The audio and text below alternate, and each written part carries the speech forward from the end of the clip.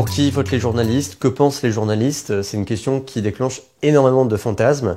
Alors il y a une chose qui est sûre, c'est qu'ils semblent très peu voter pour le RN. J'ai fait une enquête sur le sujet, j'ai demandé à une quinzaine de journalistes de tous médias confondus, alors pas pour qui ils votaient, mais est-ce qu'ils connaissaient un collègue qui assumait de voter RN en public? Et tous m'ont dit non. Il n'y en a pas un, des fois il y en a en privé, et encore c'est très rare. Mais voilà, le vote RN, ça reste un tabou pour les journalistes. Alors maintenant, on peut se poser la question, pourquoi, alors que le RN monte dans beaucoup de secteurs de la société, le RN monte parmi les gens les plus âgés, le RN monte parmi les jeunes, le RN monte parmi les cadres, pourquoi le RN n'arrive pas à convaincre des journalistes de voter pour lui? La première explication, elle est sans doute sociologique.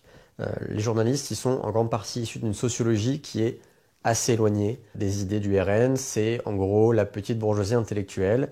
Ce sont des gens qui viennent des grandes villes, qui ont fait de grandes études et qui ont baigné dans un environnement assez progressiste qui les éloigne du RN.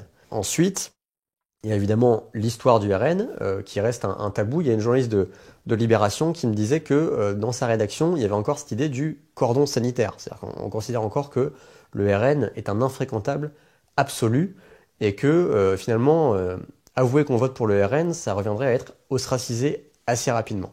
Ceci étant, il y a quand même des tendances qui vont en faveur d'une normalisation du RN. Alors il y a plusieurs phénomènes.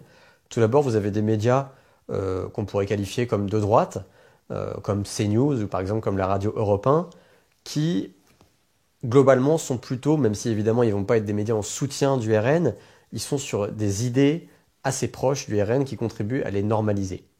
Ensuite, il y a des médias plus généralistes, plus neutres, entre guillemets, qui vont inviter des personnalités pareilles, de droite radicale, voire d'extrême droite, en se disant que ces idées-là sont tellement en augmentation, en progression dans la société qu'elles sont légitimes et qu'elles doivent être entendues dans le débat public. Et enfin, troisième et dernier phénomène, des médias, là encore généralistes ou même parfois de gauche, devant la progression du RN dans les urnes, se disent on ne peut pas continuer à traiter ce parti comme un petit groupuscule fascisant, parce que ce n'est pas le cas du parti ou en tout cas de ses électeurs, et donc on va être plus neutre dans la manière dont on reçoit les membres du RN, on va donner la parole sans forcément porter de jugement de valeur, et tout ça, si on le met bout à bout, ça conduit au fait que même si quasiment aucun journaliste ne vote pour le RN, il bénéficie d'un traitement qui est un peu plus bienveillant que par le passé.